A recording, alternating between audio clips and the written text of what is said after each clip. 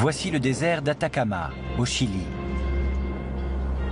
C'est l'endroit idéal pour comprendre l'importance de ce dernier composant. Dans ce désert, on peut rouler pendant des heures sans jamais voir aucun signe de vie. Le biochimiste Benito Gomes Silva étudie l'Atacama depuis 20 ans.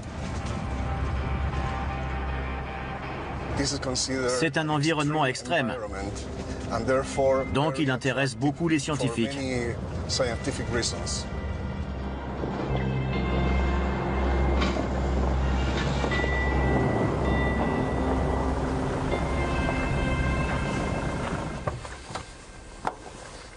Dans ce lieu vide de plantes et d'animaux, le silence est absolu.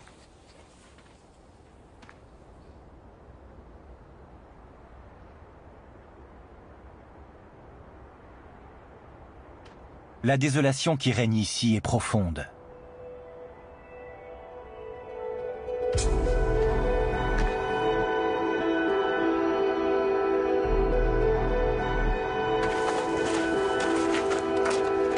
Des échantillons prélevés par Benito montrent l'absence totale de vie dans le sol, même bactérienne.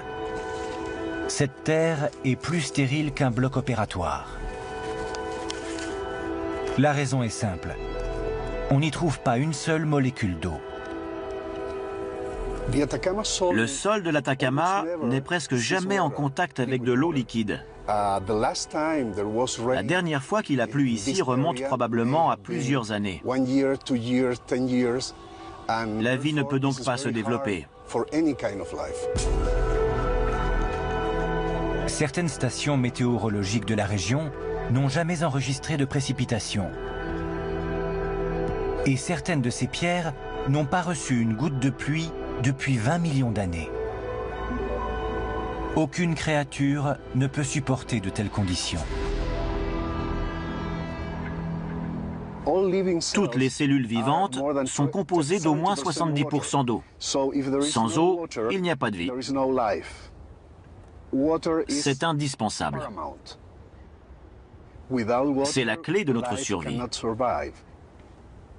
Elle occupe donc une place centrale dans notre recherche d'une vie extraterrestre.